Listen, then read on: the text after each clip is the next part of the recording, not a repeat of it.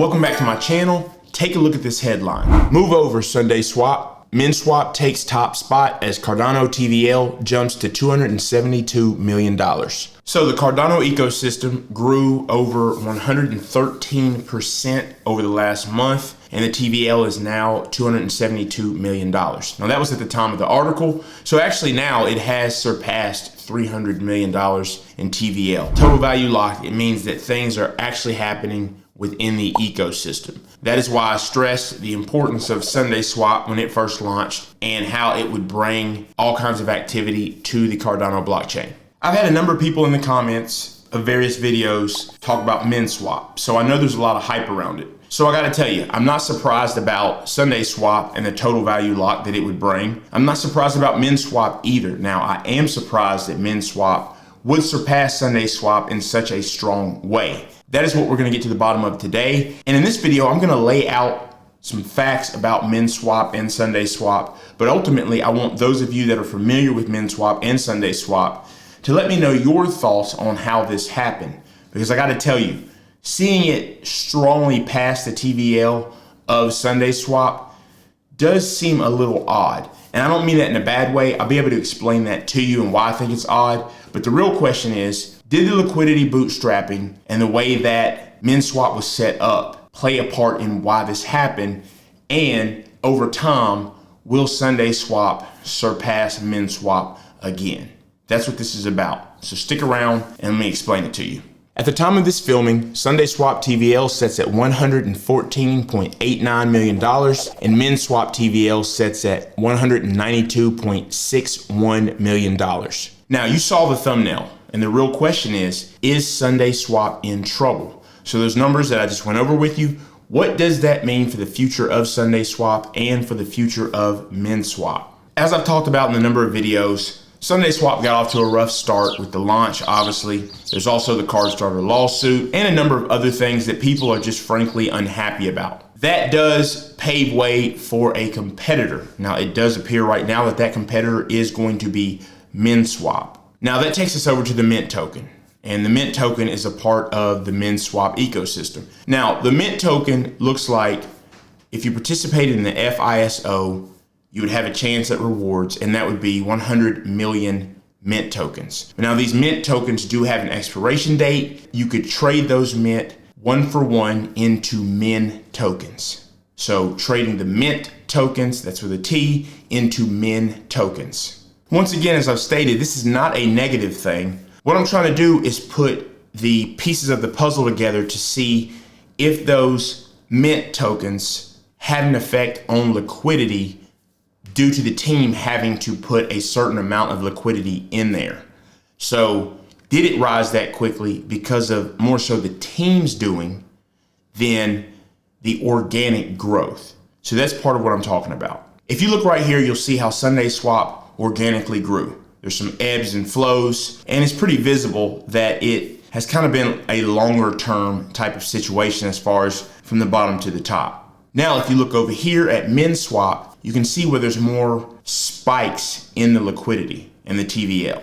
So what I was trying to get at is, what is it that caused those spikes in the liquidity and the TVL? It doesn't look as organic because of the simple fact that it kind of spikes up way faster. Is some of that liquidity that the team has had to put in there because of the bootstrapping process? I do not have the answer to that. At this point, if you already own Mint tokens that you bought or were airdropped or earned in the FISO, then you can use the LP tokens to convert the Mint to Min. You stake your LP tokens and your Mint and your yield farming. This is the reason for Mint, to incentivize people to put liquidity into liquidity pools and leave it there for at least 45 days. Because liquidity must be there for the DEX to function. You're being incentivized, right, to yield farm. Now we know that yield farming goes hand in hand with TVL and total value locked. So my question, is it because of this that it forced the liquidity and TVL to rise up so fast? And if that's the case, at the end of that 45-day period, does that mean that it will return and SundaeSwap will take the #1 spot back? But I'm just really trying to look at it from different angles. At the end of the day, it doesn't matter. TVL is TVL. Doesn't matter if you incentivize it or not.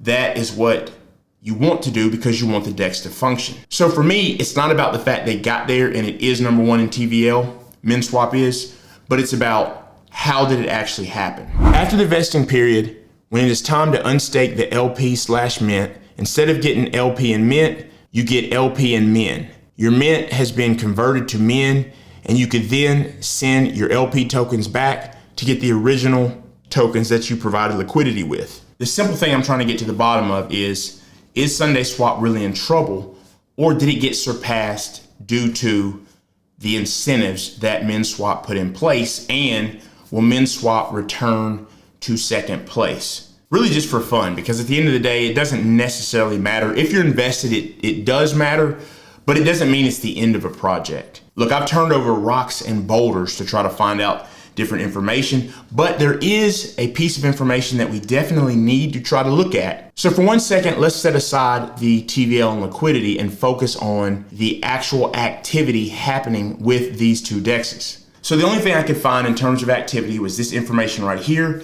If some of you all know a better place to find it, please by all means let me know.